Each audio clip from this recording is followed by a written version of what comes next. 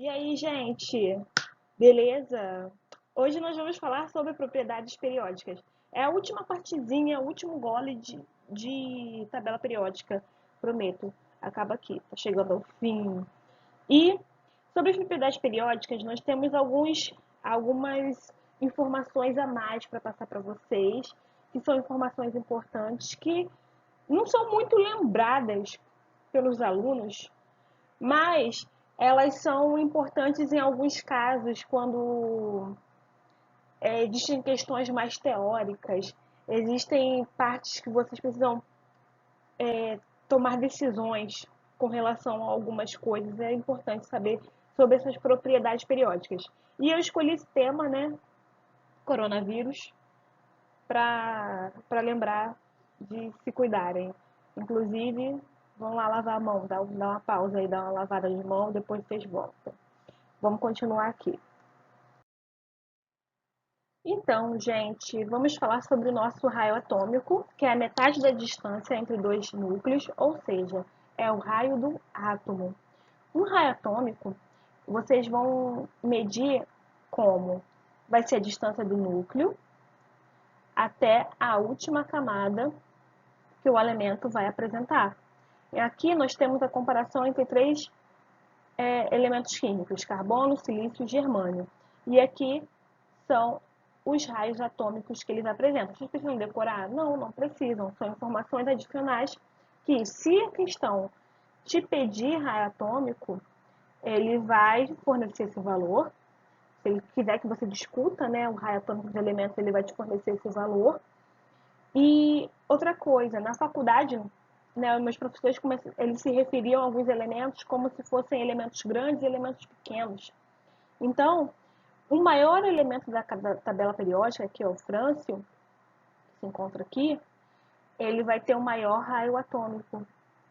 E o menor elemento, ó, ele vai estar aqui, é esse daqui, ó, é esse gás nobre, o hélio.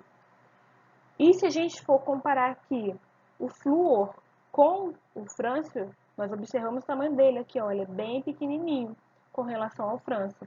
Como as questões cobram vocês com relação a raio atômico? Elas sempre a título de comparação, eles vão te fornecer dois elementos químicos e vocês vão precisar analisar para ver quem tem maior raio atômico, quem é maior, quem é menor. O raio atômico, numa tabela periódica, ele vai atuar como? Ele vai crescer, os elementos crescem, o raio atômico cresce, indo da direita para a esquerda, de cima para baixo. Tudo bem? Então, esse é o raio atômico, ele se comporta na tabela periódica assim. Os elementos que vão possuir maiores raios atômicos são os que estão nessa direção aqui, direita para a esquerda, de cima para baixo. Foi? Então, vamos para o próximo exemplo. Então, é aqui, ó, como eu estava dizendo, o maior átomo é esse aqui, ó, o frâncio. Ele é o grandão do rolê. Como é que vocês vão comparar um elemento com o outro com relação ao raio atômico? Se eu olhar aqui para o lítio e eu olhar aqui para o flúor, o lítio e o flúor eles estão no período 2 da tabela periódica. Então, analisando por período, vocês vão olhar o número atômico do lítio e o número atômico do flúor. O lítio tem número atômico 3 e o flúor tem número atômico 9. Nesse caso, o que vai acontecer? O flúor ele vai ter uma quantidade maior de elétrons na sua camada e uma quantidade maior também de prótons. Então, se eu tenho uma quantidade maior de prótons, eu consigo atrair esses elétrons para próximo de mim com mais força, porque eu tenho mais gente para puxar. Lembra que o opostos se atrai? Então, carga positiva vai começar a puxar a carga negativa. Então, o flúor, por apresentar maior quantidade de elétrons, maior quantidade de prótons, ele tem mais força de puxar essas camadas. Então, faz com que o flúor seja um elemento bem pequenininho, porque ele consegue puxar esses elétrons para perto dele, diminuindo assim a sua camada, entendeu? Já o lítio, tadinho, tem 3 só. Então, ele não tem tanta força quanto o flúor para puxar os elétrons para perto de si, para puxar as camadas para pertinho do outro. Então, nesse caso, o lítio ele vai ser maior que o flúor. Então, ele tem um maior raio atômico que o flúor. Se eu vou comparar por grupo ou família, aqui, ó, na nossa coluna, o que vai acontecer? O lítio e o lítio ele tem 2 camadas, porque está no período 2. E o sódio tem 3 camadas, porque está no período 3. Então, comparando assim, por camada, você não vai mais olhar a quantidade de elétrons que eles vão fornecer, a quantidade de prótons que vão ter para puxar os elétrons. Quando a gente olha para os grupos ou famílias, nós vamos analisar a quantidade de camadas. Nesse caso, o sódio, por ter 3 camadas na sua eletrosfera, ela é maior, é um elemento maior que o lítio, que tem 2 camadinhas nesse caso. Então, o lítio ele vai ser menor que o sódio. Sacaram? É nesse sentido. Outra coisa importante sobre o raio atômico, eles podem pedir para vocês compararem os íons. Aqui a gente está comparando o sódio no seu estado fundamental e o sódio quando perde um elétron. Aqui, ó, ele perdeu um elétron porque ele está aqui, ó, positivo, ele é um cátion. Quando ele perde um elétron, preste atenção, o sódio tem 3 camadas. Ó, camada 1, camada 2, camada 3. Quando ele perde um elétron, ele fica só com 2 camadas.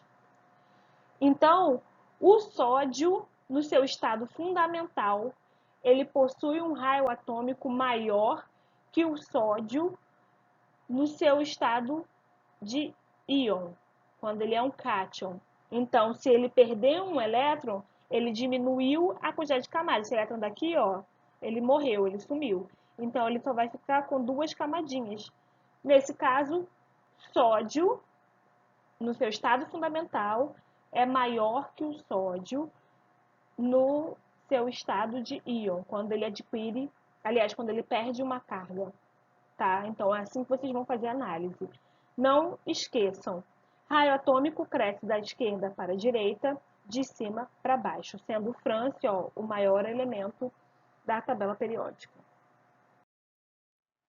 A eletronegatividade é uma das principais propriedades periódicas. Ela é uma força, né, uma energia que vai ser utilizada em todas as áreas da química, em muitas áreas, na verdade, da química. Então, é muito importante vocês saberem sobre a eletronegatividade.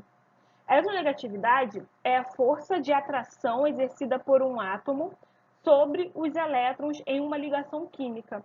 Então, a eletronegatividade ela vai estar relacionada à ligação química, o poder de reatividade de um elemento. Quando um elemento é muito reativo, porque ele possui uma alta eletronegatividade. Quando o elemento ele tem o poder de atrair outros elementos. Então, esse poder de atração para formar uma ligação química quem determina isso é a eletronegatividade. Sendo o flúor, aqui ó, o flúor está aqui, ó, o elemento mais eletronegativo da tabela periódica. Ou seja, o flúor ele tem o poder de atração muito forte. Ele é muito reativo, ele consegue fazer uma ligação com um elemento, por exemplo, com um metal, que está por aqui, ó. O flúor consegue exercer uma ligação com o metal daqui, ou com outros elementos, porque ele é muito reativo. Ele tem uma alta eletronegatividade. Isso não inclui os gases nobres, tá? Os gases nobres não estão inclusos na eletronegatividade, porque os gases nobres não fazem ligação espontaneamente, tá?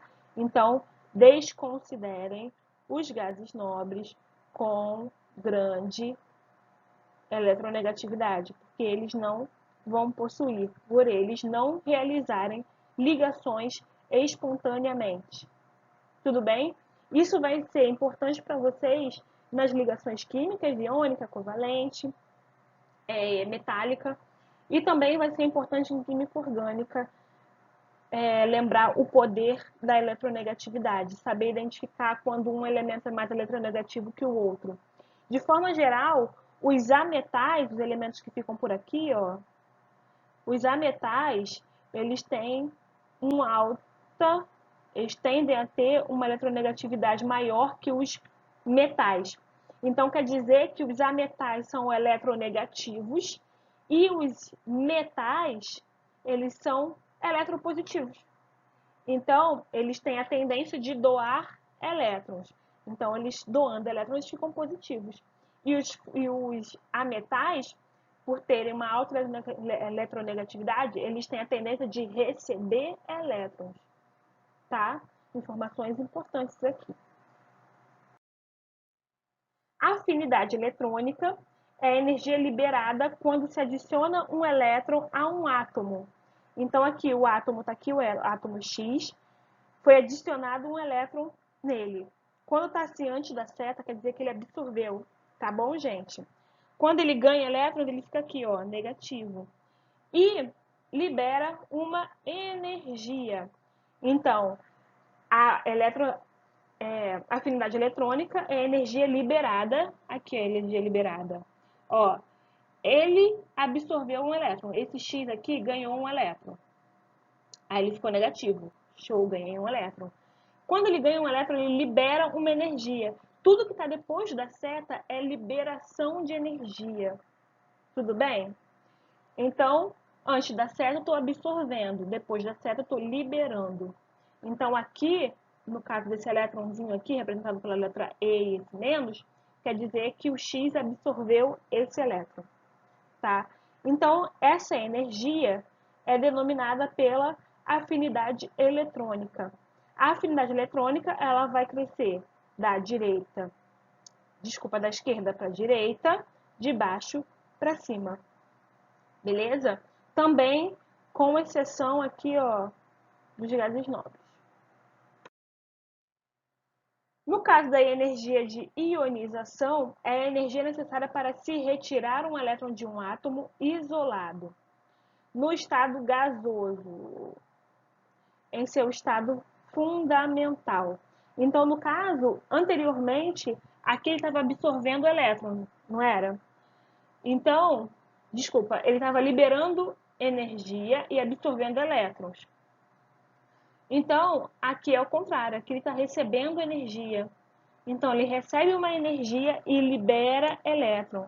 Essa é a energia de ionização. Aqui ele absorveu energia e liberou elétron. Então, a energia de ionização, ela vai crescer de baixo para cima, da esquerda para a direita, considerando sim agora nossos gases nobres. Eles estão inclusos nessa energia de ionização. E para resumir a nossa tour, vamos lá.